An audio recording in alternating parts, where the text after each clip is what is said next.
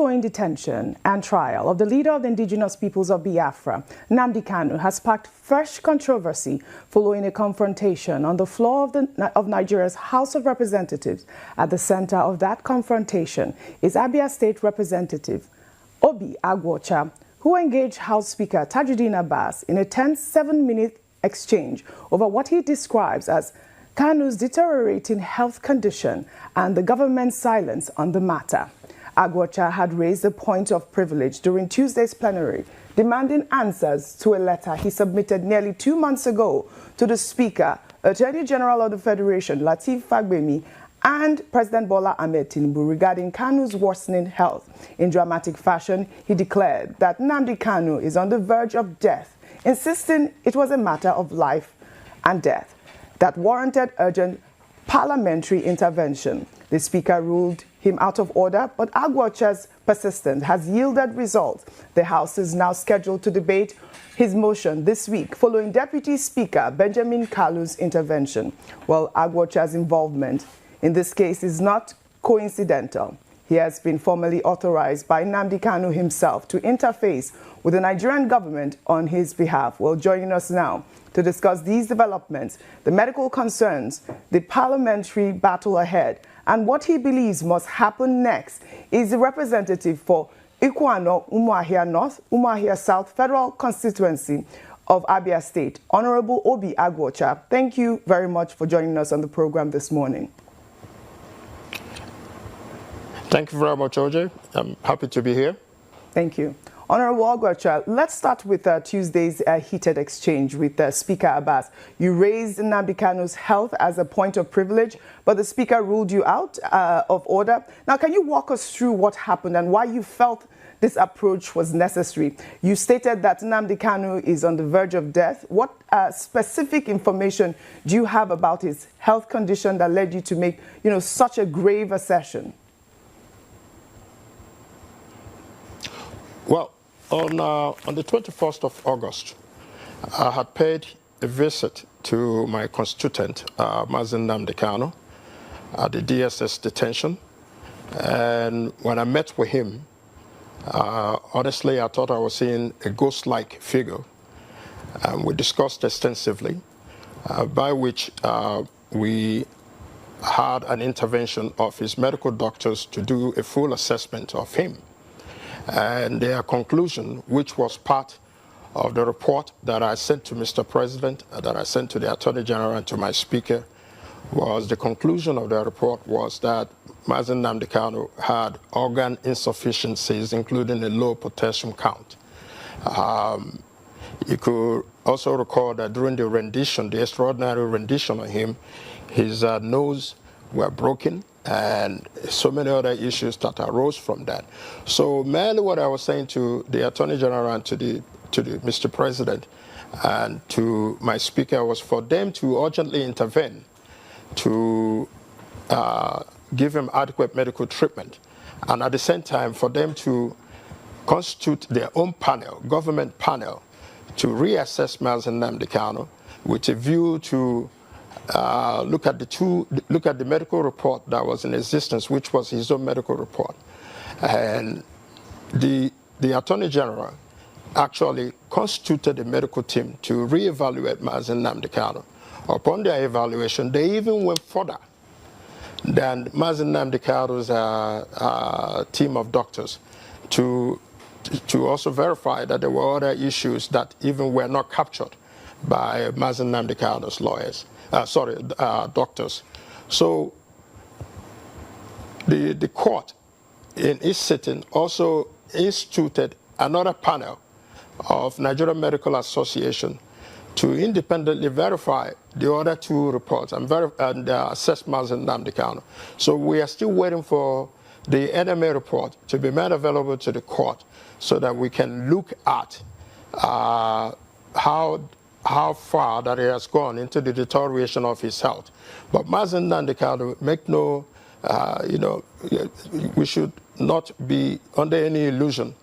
He's sick, And if his health is not managed away from the primary health centers that he's been managed at the DSS facilities, what we are requesting for Mr. President is for him to intervene to have DSS transfer Mazen Nnamdi Kanu from a primary healthcare type facility to an adequate tertiary health facility anywhere in the country, so that his health can be managed effectively. Otherwise, if by providence that they allow Mazen Nnamdi Kanu to continue to deteriorate and he dies in detention, it will be catastrophic and volatile, especially in the Southeast, for them to manage. What we want is for the government to be circumspect about it and look at it critically, that Mazen Nnamdi Kanu has a fundamental human right. He has neither been convicted for any crime in Nigeria, nor, so that for him, the same right that should be availed to me or to any other Nigerian should also be accorded to Mazen Nnamdi Kanu. His health is very paramount and must be treated accordingly. All right, Honorable Aguocha, thanks for the information. You're very specific. You're also very detailed. But I'll also, at the risk of asking for, personal information, I'm wondering, since you've engaged directly with Mazen Nnamdi Kanu and with his medical team, and you're specific in what you are requesting for, the sort of medical attention at a medical facility that you think will be able to look after him. Do you have an idea of what ails him? What is he suffering from? I get the point of the broken nose, a few other things that you mentioned. But then if we're using phrases like on the verge of death and that the health is deteriorating, and we're talking, 2 months ago up till now, what precisely ails him, and what are your expectations when you return to plenary and you represent your demands to the Speaker of the House of Representatives? Are you hopeful that he will do the needful?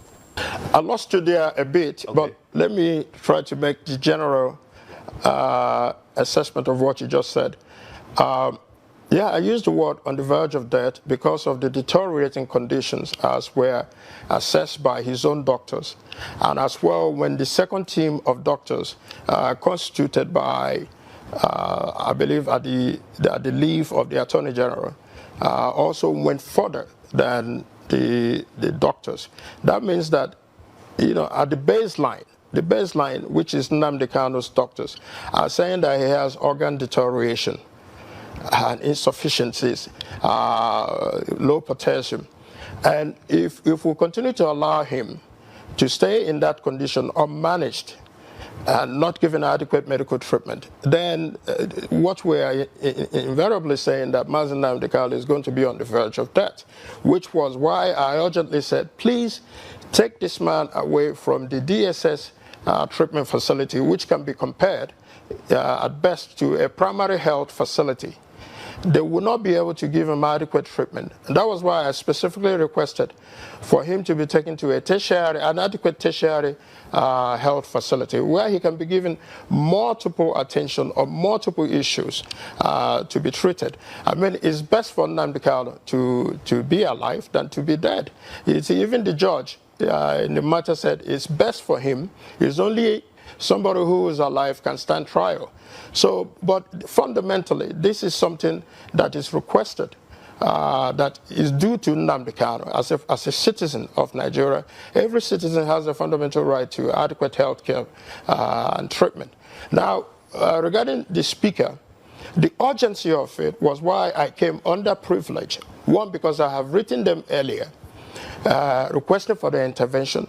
And as a member, I deserve to have a response of whatever issues that I raise, whether it be positive or negative. So when they didn't respond, and it appears that that culture of silence existed in respect to Mazen Nnamdi Kanu, we cannot continue to deal with the issue of Mazen Nnamdi Kanu in private. It is important that it is venerated in public so that people would know his health status, his condition, and the solutions that we are preferring for him to be treated. I don't think that asking for Nnamdi Kanu to be given adequate medical treatment is too much. But what we are saying that Mazi Nnamdi Kanu deserves every fundamental right to get adequate treatment from the state. Yes, thank you so much for that. Now, of course, we know that, you were specifically named by Nnamdi Kanu to interface with the federal government on his behalf, and you raised that order, that issue under Order 2, or Order 6, Rule 2, on privilege, like you rightly said. Now, in as much as the Speaker ruled you out of order, he has said and promised that this motion will be entertained under proper procedure. Have you gotten any commitment as to this being the case, when this might happen? I lost you there, but I think I understand what you are trying to ask.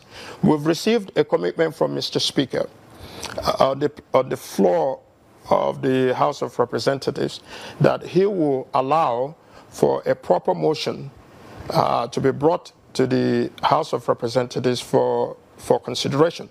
So within the next few days or within the next week, we hope to bring a proper motion for the consideration of the House of Representatives, and for the House of Representatives to take a position on that, to which will determine whether Mazi Nnamdi Kanu has a fundamental right to be given adequate treatment while in detention. So I'm happy that even though that we came through member privilege, that the Speaker has also agreed to allow for a proper motion to be put forth, and then when we hope, what we hope with not just myself, but in collaboration with other members, especially of the Southeast Caucus of the House of Representatives, that we will all come together and stand up and demand for urgent intervention of Mr. Speaker of the House of Representatives and indeed Nigeria to ensure that Mazi Nnamdi Kanu is given adequate treatment that he so deserves.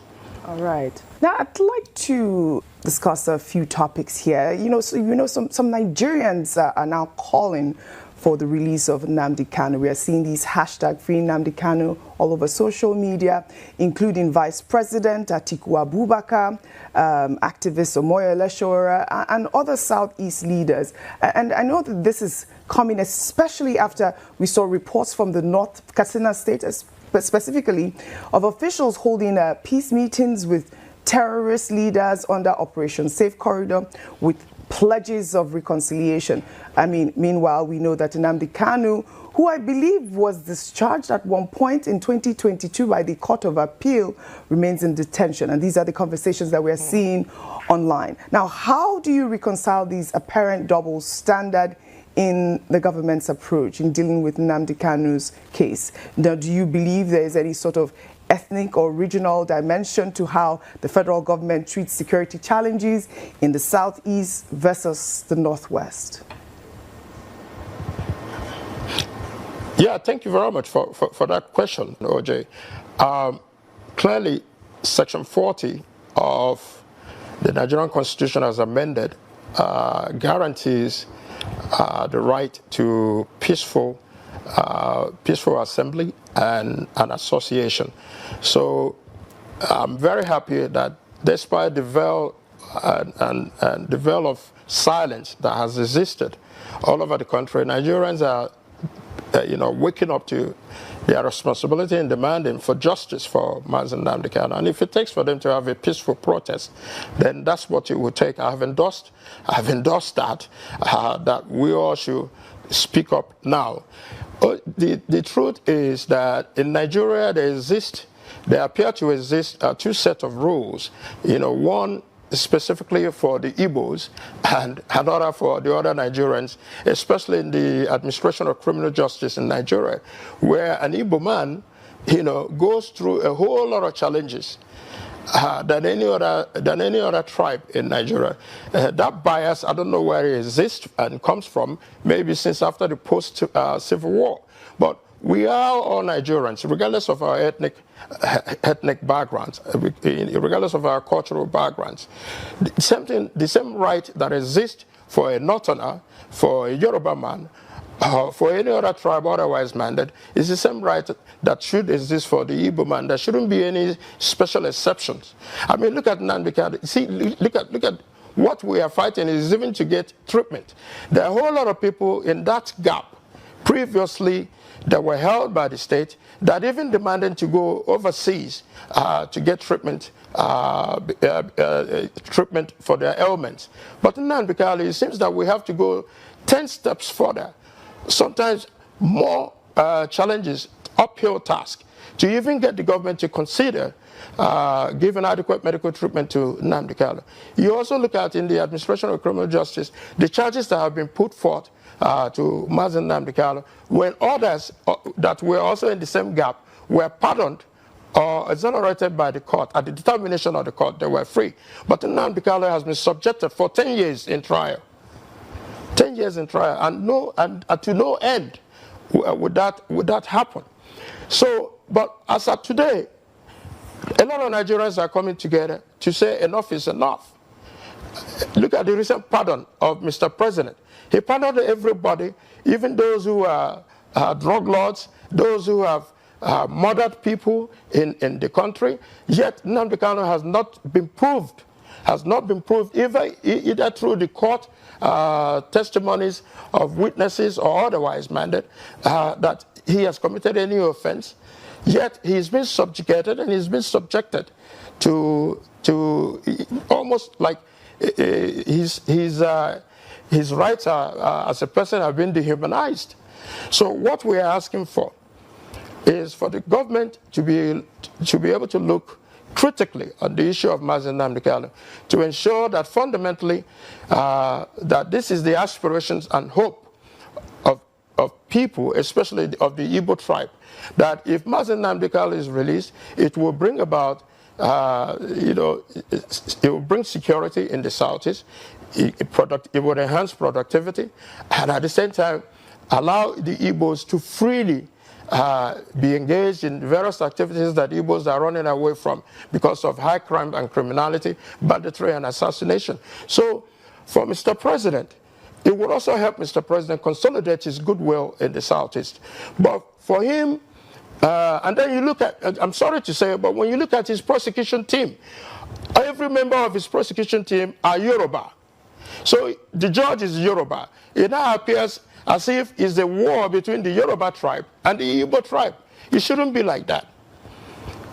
So for us, it is critically important for the government to be circumspect about this, and the Igbos are asking for it, and that this is our this is our hope and aspiration, that the president can consider universally the release of Mazi Nnamdi Kanu, so that Southeast can return to peace, and Mazi Nnamdi Kanu can come to his family and be engaged in productive activities as he has been previously.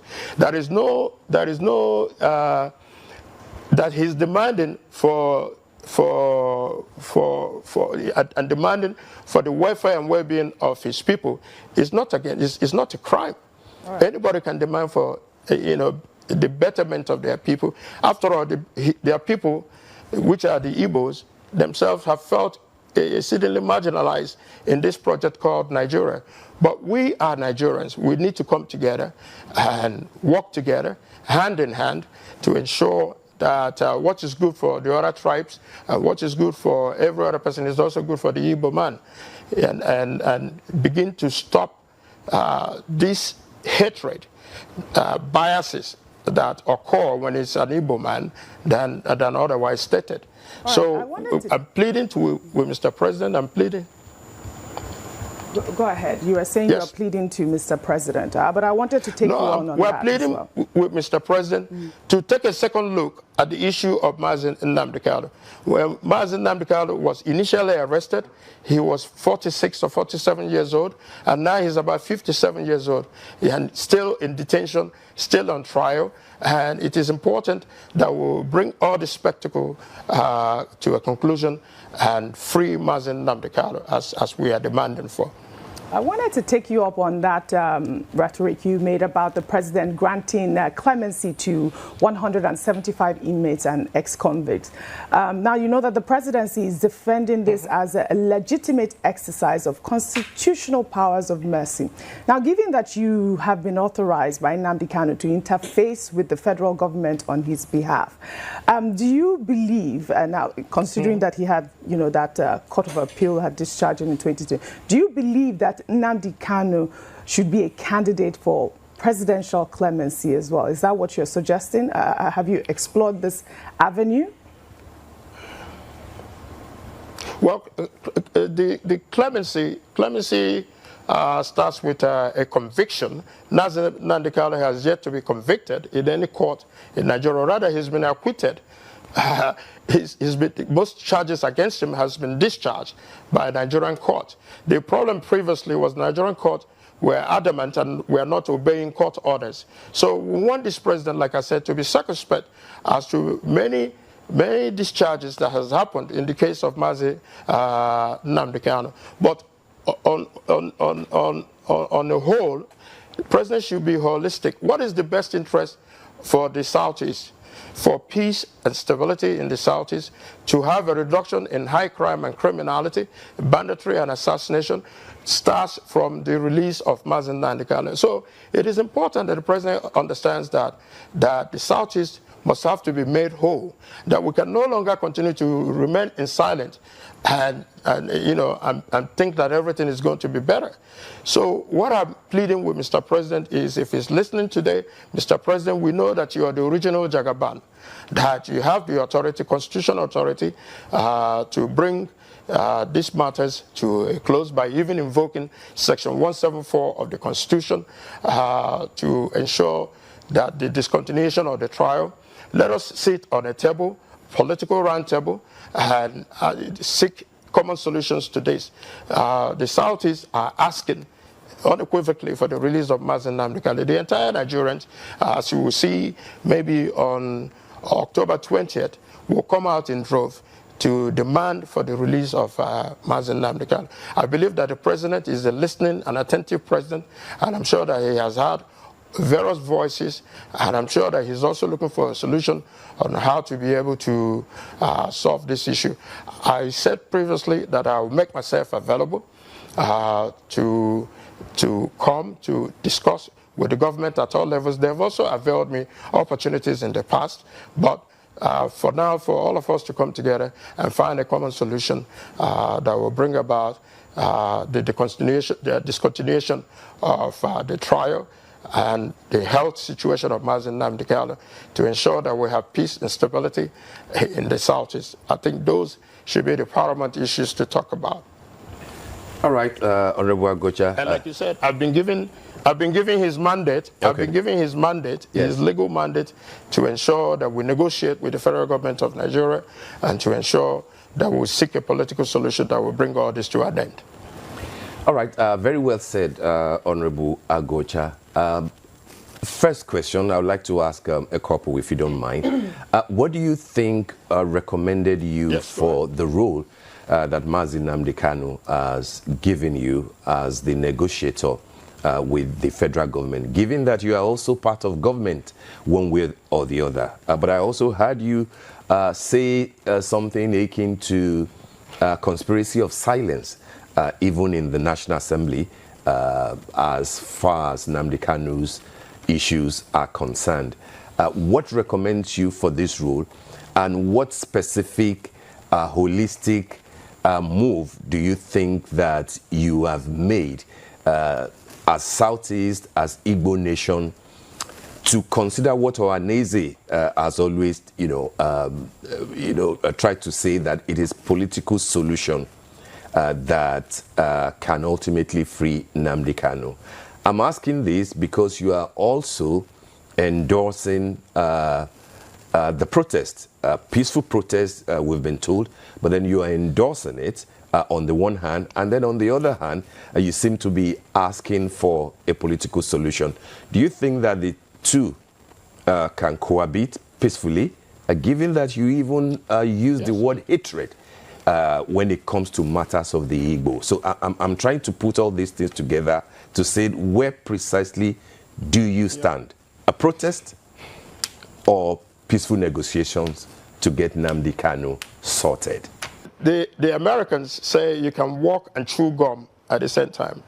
So I can still support the protest because it is a guarantee of the Constitution. Like I said, Section 40 of the Constitution guarantees the right for peaceful assembly and association. So Nigerians are guaranteed to that. I am also a Nigerian. If I feel that I need to protest against the silence, against the repeated culture of silence in respect to Mazi Nnamdi Kanu, the injustice that have been meted to Mazi Nnamdi Kanu, then it is my right as well, despite also being in government, to say, no, this is my primary constituent, which is Mazi Nnamdi Kanu, that I do not like how he's been treated, especially the administration of criminal justice, especially as it held in regards to his health conditions. So on that side, I do not see that it is anything unusual or extraordinary for me to endorse such. Anywhere we can get Nigerians to come and put pressure on the government to ensure that Mazi Nnamdi Kanu is adequately taken care of, or to ensure that Mazi Nnamdi Kanu is released, then that assembly, peaceful assembly, has my endorsement. Then on the other hand, I'm the representative of Mazi Nnamdi Kanu. I've known Nnamdi for a very long time. We went to primary school together. He was my junior. Went to secondary school together. We lived in the same home here. He's my constituent. So it is my responsibility in government to speak not just for him, but for many others in that gap of injustice. So guys, Hon Aguocha, the House of Representative member representing a constituency in Abia State, has publicly raised alarm about Kanu's health, describing him as being on the verge of death and calling for urgent medical intervention and fundamentally for his release or improved treatment. He claims Kanu suffers from organ insufficiency and other health conditions. Also, Aguocha has criticized differential treatment, arguing that Igbos are not treated like other Nigerians in legal and judicial constitutional matters. Aguocha also had a confrontation with the speaker, claiming that despite letters and submissions about Kanu's condition, no responsible action has been taken. He suggests that what is going on is not purely politics, but a human rights issue. Anyway, guys, that's what we have for today. Let me know your thoughts below. And also, if you're coming across my channel for the first time, do hit the subscribe button, like, and share this video. So, guys, thanks for watching. See you guys again in my next video.